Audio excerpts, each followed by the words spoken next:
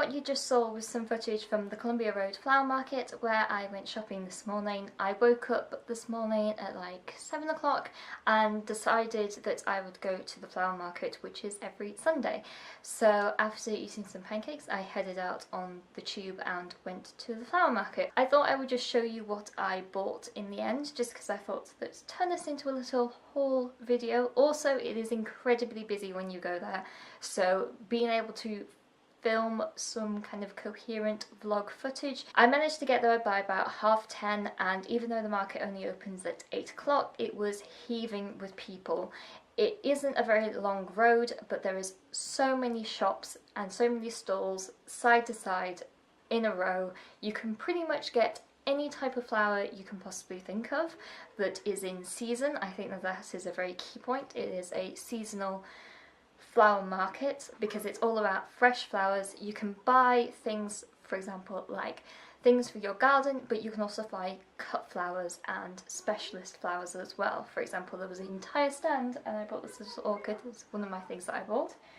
There was an entire stand of orchids, and so I bought this little orchid to go on my desk because I did have an orchid, but it died on me, and it was a little mini one. Apparently all I need to do to maintain this little guy and to keep this little guy healthy, I just need a tiny cube of ice and just pop it on there, and that will be fine once a week, and that's all I need. So when I inevitably get my iced latte in the morning, I will save a nice cube aside for my orchid. In terms of the price of the flowers, everywhere is really reasonably priced.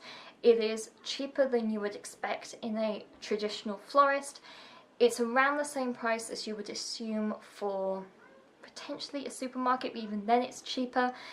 Because they are selling on a market stall, it is much cheaper because they don't have that kind of overheads. I will also say that people tend to price match each other's products, so it's not like there is super expensive market stores and super cheap market stores. Everywhere is sort of around the same price. So if you find somewhere, I would recommend basically do what I did, was go from one side to the other and then work back again after you've seen everything and after you've thought about what you actually want. That's probably the best way of doing it, but you're not going to find massive deals. I will say also, because these are market stall traders, you can't really haggle with them, and I don't really see the point because everything is so reasonably priced.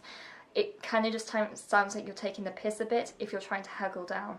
And because it's a market stall, be prepared for traditional market stall banter and yelling out prices, but everyone is very friendly and they want to make a sale, so they are very happy to firstly impart information about how much everything costs and about their particular deals, but also about the flowers in general and how is best to maintain those flowers. I felt like I had to get roses because they were such good quality but so reasonably priced. So I got 10 roses for £4, which is actually very reasonable considering the quality of them.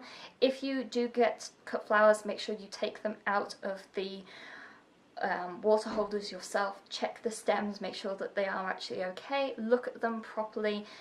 If they are not overly open and if they are very closed, that's actually better because it means they will last longer. And so that's in the vase that I've already got. So started off with some roses. These were available in a lot of different colours, but I decided to get white roses because they are my favourites. The next thing I got was some everlasting flowers. This is actually in a cup because I ran out of room in my other vase. So these are some blue ones. These were 2 bushels of this. So it was these and all of these for £4? £5. For £5. All of these everlasting flowers for £5. And everlasting flowers basically last ages. I remember having some and they lasted pretty much about a year and a half. They do fade slightly in colour slightly. It's kind of like if a painting was left out in the sun, in exposed sun, it would fade, but they don't rot and they don't really die. So you just don't put them in water, but put them in a vase, make sure that the air is able to get to them, and they will last quite a while. So all of that was £5. In one of the vase shops I just got this plain vase once I had actually bought this. This is a glass, big round vase. This was £5 for the vase as well, just because I wanted a big bucket. I thought that would fit everything, but clearly the blue ones in there didn't fit. So from the same place that I bought the vase, I also bought this little pot, and that is for this guy up here, my little ivy, because he's currently just sitting in his plain pot and I wanted something nicer to put him in, so that's that.